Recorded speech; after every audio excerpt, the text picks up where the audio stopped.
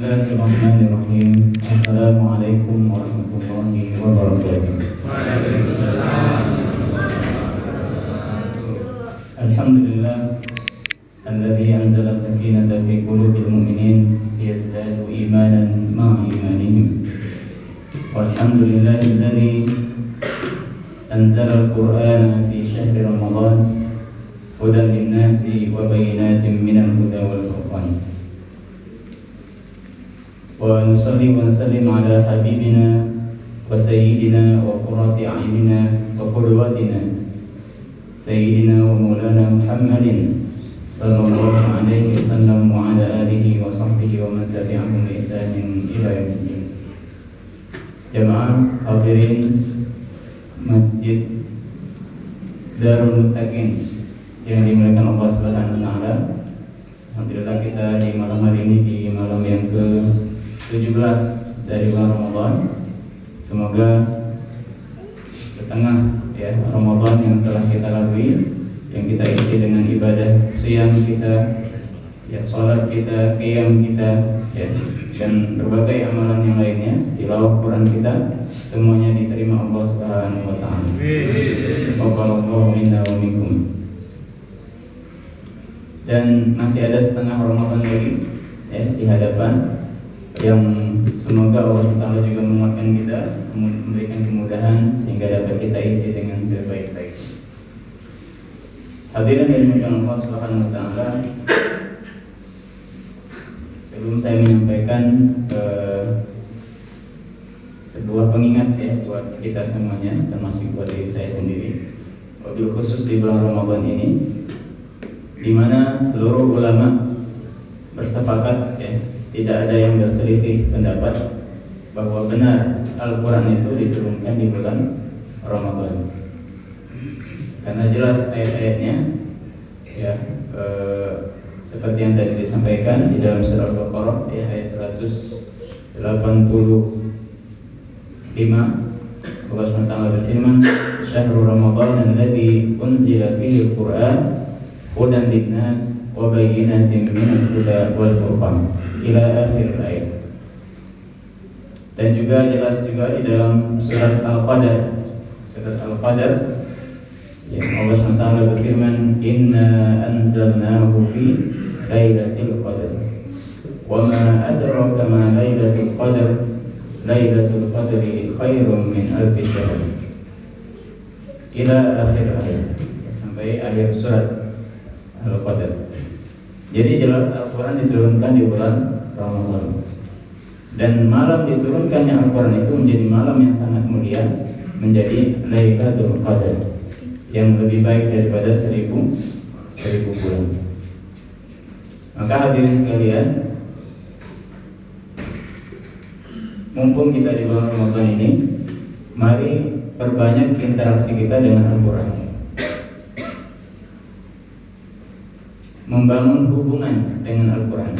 Kita bangun ikatan itu, kita rajut ikatan dengan Al-Quran, sehingga nanti setelah keluar dari Ramadan, Al-Quran yang selalu kita baca di Ramadan ini tidak kita lepas lagi. Jangan sampai nanti Al-Quran rindu, kangen sama kita. Waduh, saya dibacanya pas Ramadan doang gitu Pas di luar Ramadan ditinggal, di ghosting kalau kata anak-anak, ghosting, menghilang. Kemana enggak dibaca lagi Al-Quran. Nah, semoga di Ramadan ini di suasana yang kondusif kita bisa meningkatkan hubungan kita dengan Al-Quran. Dan Al-Quran itu hadirin sekalian diturunkan Allah Subhanahu wa taala, dalam ayat tadi disebutkan tujuannya apa? Hudan, menjadi petunjuk, menjadi guidance, panduan bagi umat manusia. Hudan linnas, bagi siapa? Seluruh manusia. Jadi Al-Quran ini menjadi rujukan bukan hanya bagi orang yang beriman saja. Seluruh manusia bisa merujuk ke Al-Quran. Bahkan kita ketinggalan dengan orang-orang non-Islam yang mereka mempelajari Al-Quran, kemudian mendapatkan berbagai ilmu dari Al-Quran. Misalnya ilmu sains. Dan Al-Quran juga ada ilmu sains. Pengajian teknologi itu juga ada di dalam Al-Quran. Ilmu-ilmu dasar sains itu ada dalam Al-Quran. tinggal bagaimana pengembangannya, yang itu kemudian dikembangkan menjadi teknologi sampai hari ini kita rasakan. Jadi petunjuk bagi seluruh manusia, wa bayyinatin minal huda wal furqan, dan menjadi penjelas, ya, isinya itu adalah menjelaskan agar kita bisa membedakan, ya, mana yang petunjuk, minal huda wal furqan, dan furqan itu adalah pembeda, ya, sehingga kita bisa membedakan mana yang hak, kebenaran, dan mana yang batil, yang itu adalah kebatilan, ya. Bagaimana caranya? Nah, caranya inilah kemudian beragam. Ada yang membacanya siang dan malam, ada yang kemudian naik level bisa menghafalkannya, ya, sedikit demi sedikit, ya. Tidak ada kata terlambat untuk menghafal Al-Quran. Jangan sampai kita, ya, pasrah kemudian mentok mengatakan, udahlah, saya mau udah umur segini, gak bakal mungkin menghafal Al-Quran. Tidak, jangan sampai pernah putus asa, ya. Terus, walaupun nanti pada akhirnya perjalanan kita mungkin gak sampai selesai menghafal Al-Quran itu 30 juz, tapi setidaknya kita sudah nyicil setiap hari, ada niat dalam hati untuk terus menghafal Al-Quran. Minimalkan dari yang belakang, ya, surat-surat pendek kita, surat An-Nas, kemudian surat Al-Falaq, Al-Ikhlas, dan seterusnya, ya. Nanti terus nyicil lagi. Boleh milih-milih ayat yang kita suka, boleh. Ustaz, saya menghafal awal Al-Baqarah, ya, Alif Lam Mim, dan ikan kita mulai raiba fi, hafal, masya Allah. Tapi masalahnya tengah-tengah Al-Baqarah bingung, ya. Dikira orang hafal Al-Baqarah, masya Allah. Depannya aja, nggak apa-apa, ya. Tengahnya ada ayat kursi, ya. Allahu la ilaha illa huwal hayyul qayyum, dan seterusnya. Hafalkan. Ada lagi akhir Al-Baqarah, ya. 3 ayat terakhir Al-Baqarah itu juga fadilah dan utamaannya. Karena siapa yang bisa menghafal dan membacanya rutin, menjadikan zikir wirid hariannya, itu juga banyak adanya. Nanti naik lagi levelnya, menghafal misalnya surat Yasin. Daripada pas Yasinan bingung kan cari apa dibagi-bagiin. Alhamdulillah kalau sudah hafal tinggal baca, ya kan, tinggal baca surat Yasin. Surat apa lagi? Surat Al-Kahfi, surat Al-Mulk, ya, surat Ad-Dukhan, surat Al-Waqi'ah, ya. Semua itu memiliki fadilah dan keutamaan, ya, bagi yang rajin membaca surat-surat tersebut. Baru kemudian nanti, ya, dilengkapi lagi dari belakang, karena sudah hafal Al-Mulk, kan sayang tuh, ya, tanggung nih juz 30 udah alhamdulillah, kan, tenaga, An-Nazi'at, dan seterusnya. Kemudian ngafal Al-Mulk, alhamdulillah, terus itu, ya, surah Al-Qalam, ya. Kemudian apa lagi, Al-Ma'arij, Al-Haqqah, dan seterusnya. Dengan begitu kita hidup, ya.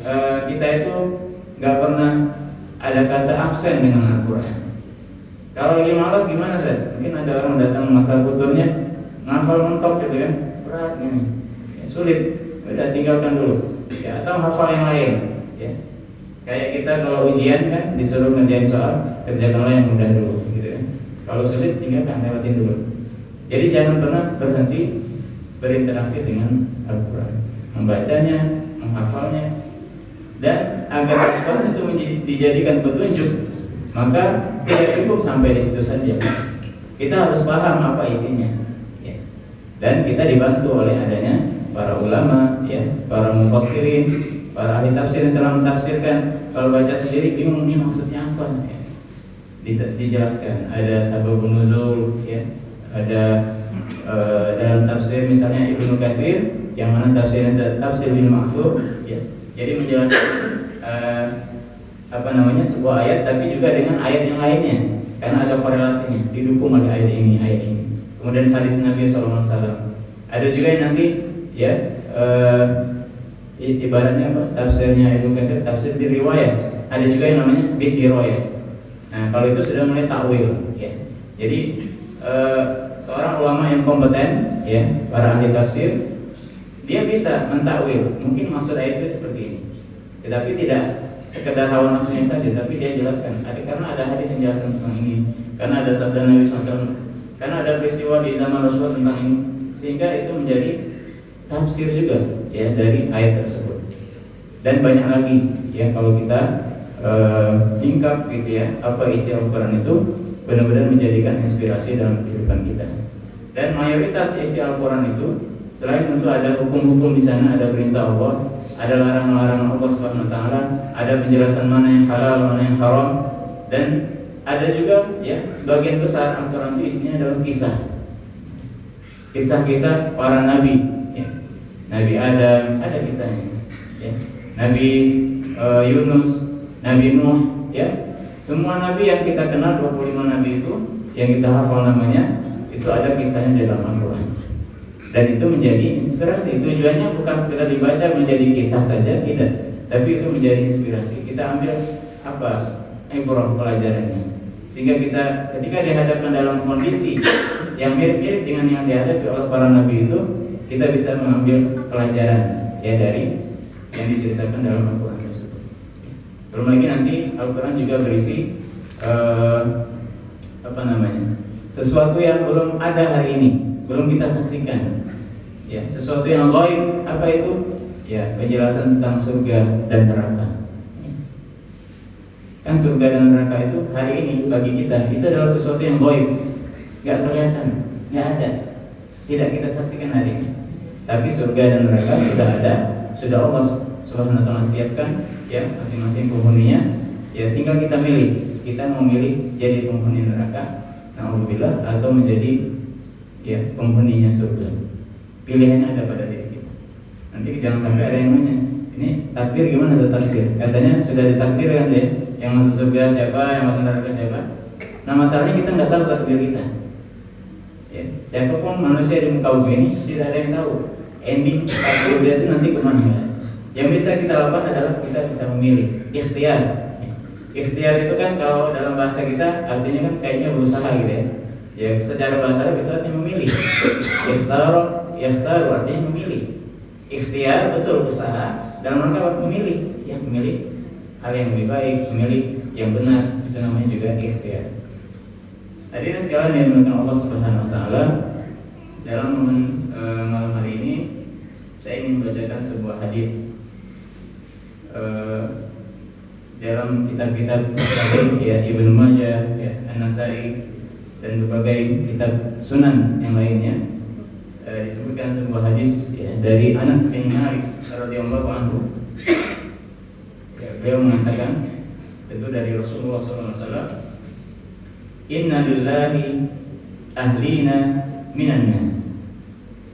Inna lillahi, sesungguhnya bagi Allah ya, Allah itu memiliki ahlina minan nas, keluarga dari manusia, keluarga dari golongan manusia. Jadi bacanya inna lillahi, bukan panjang inna lillahi. Kalau inna lillahi ya ada yang wafat ya, musibah. Inna lillahi. Kalau ini inna lillahi, sesungguhnya bagi Allah SWT ya, Allah itu memiliki keluarga dari golongan manusia. Qalu ya Rasulullah manhum, maka sahabat bertanya, wahai Rasulullah, siapa mereka itu? Siapa itu keluarga Allah? Mungkin di benak mereka juga bertanya-tanya, bukankah Allah itu tidak punya keluarga? Ya. Lam yalid wa lam yulad. Allah itu ya Maha Esa. Qul huwallahu ahad, Allahus samad, lam yalid wa lam yulad. Allah itu tidak beranak, ya, tidak punya anak, wa lam yulad, dan juga tidak diperanakan, enggak punya bapak dan ibu, kira-kira seperti itu. Jadi benar-benar independen gitu ya. Allah Taala itu sendiri, enggak punya keluarga. Keluarga dalam definisi kita sebagai manusia, punya anak, ya, punya istri, punya suami, itu keluarga. Nah ternyata dalam hadis ini yang disebutkan bahwa Allah memiliki keluarga dari golongan manusia. Maka sahabat bertanya, manhum, siapa mereka? Wala ya Rasulullah SAW bersabda, hum ahlul Qur'ani. Mereka adalah para ahlul Qur'ani. Jadi ahlul Qur'an ini adalah keluarga Allah Subhanahu wa taala di muka bumi. Ahlullahi wa khasatuhu. Ahlul Quran itu adalah ahlullahi, keluarganya Allah Subhanahu wa taala, wa khasatuhu, dan orang-orang spesial, orang-orang yang khusus di sisi Allah Subhanahu wa taala.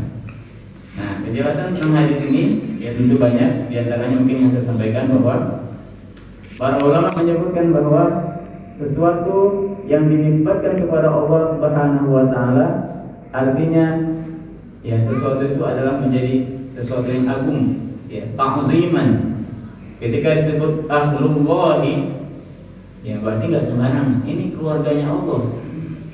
Ya, seperti kita menyebut misalnya masjid adalah Baitullah, rumah Allah.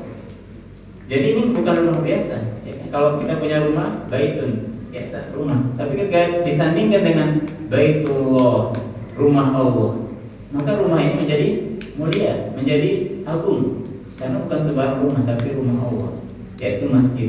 Ya. Dan ada lagi misalnya para sahabat ya, yang kita ketahui saking heroiknya, gitu ya, kepahlawanannya, patriotismenya, ya. Ada seorang sahabat yang bernama Khalid bin Walid radhiyallahu anhu mendapat julukan apa? Saifullah. Saifullah bil maslul, masya Allah. Pedang Allah yang terhunus. Jadi tak sembarangan Khalid bin Walid radhiyallahu anhu mendapat gelar Saifullah, pedang Allah. Ya, saking beliau track recordnya itu ya selalu turun di medan pertempuran, ya, berperang di jalan Allah SWT, dan bukan hanya menjadi prajurit saja, tapi menjadi panglima-panglimanya, dan selalu memenangkan peperangan-peperangan ya ketika dipimpin oleh Khalid bin Walid, maka disebut Saifullah al-Maslul, ya, pedang Allah yang terhunus. Ada lagi paman Nabi SAW, Hamzah bin Abdul Muthalib, juga mendapat gelar Asadullah, singa Allah. Nah, jadi tidak main-main, ini disebutkan kepada Allah Subhanahu wa Ta'ala. Maka hadirin sekalian, Ahlul Quran yang tadi disebutkan sebagai Ahlullah, keluarganya Allah Subhanahu wa Ta'ala, ini menjadi spesial. Mereka orang-orang yang agung, orang-orang yang dimuliakan di sisi Allah Subhanahu wa Ta'ala. Dan motivasi bagi kita bahwa mereka ini jumlahnya tidak sedikit. Kenapa? Karena dalam hadis ini disebutkan innalillahi ahlina minan nas. Ahlina itu jamak dari ahlun. Kalau ahlun itu satu, ahlullah satu. Tapi ahlani dua, ahlina atau ahluna banyak. Jadi kita punya kesempatan untuk menjadi bagian dari ahlullah ini. Asalkan kita punya hubungan dengan Al-Quran, punya keterikatan dengan Al-Quran. Apakah kita menghafalnya, apakah kita membacanya, apakah kita mendukung program-program Al-Quran, apakah kita mencintai dan membela Al-Quran, ya? Karena berbeda orang yang mungkin sehari-hari kita lihat tidak pernah baca Al-Quran, tapi dalam hati kecilnya dia begitu mencintai Al-Quran. Dia nggak terima kalau Al-Quran dihina misalnya. Dia akan berada di baris terdepan ketika membela Al-Quran, walaupun dia sendiri jarang baca Al-Quran, tapi di hatinya dia punya kecintaan, dia akan bela Al-Quran. Itu mungkin termasuk ya orang-orang yang disebut dengan Ahlul Quran. Ya, dia mendukung program-program Al-Quran, ya, dan seterusnya. Maka masing-masing kita punya porsi, punya saham, ya, punya kesempatan untuk membersamai ya dan membela Al-Quran, mencintai Al-Quran, mendukung program-program Al-Quran, sehingga termasuk dalam kategori Ahlullahi wa Rasuluh. Ya, mereka adalah keluarganya Allah Subhanahu wa Ta'ala dan orang-orang spesial dan khusus di sisi Allah Subhanahu wa Ta'ala. Demikianlah mungkin yang bisa saya sampaikan, mengingatkan diri saya pribadi dan kita semuanya untuk menjadikan momentum bulan Ramadan ini sebagai bulan yang dimana diturunkan Al-Quran di dalamnya, agar kita memperkuat interaksi kita dan meyakinkan bahwa kita ini tidak tertinggal dengan Al-Quran. Jangan sampai nanti di akhirat kita minta syafaat dari Al-Quran, tapi Al-Quran tidak ngasih syafaat kepada kita. Padahal Al-Quran nanti di akhirat akan menjadi syafi'an di ashabihi, ya, akan menjadi syafaat bagi orang-orang yang selama di dunia selalu membersamai Al-Quran, membacanya, mentadaburinya, menghafalnya, menyebarluaskannya, mengajak, menyerukan kepada Al-Quran, membela Al-Quran, mendukung program-program Al-Quran. Barakallahu fiikum. Wassalamualaikum warahmatullahi wabarakatuh.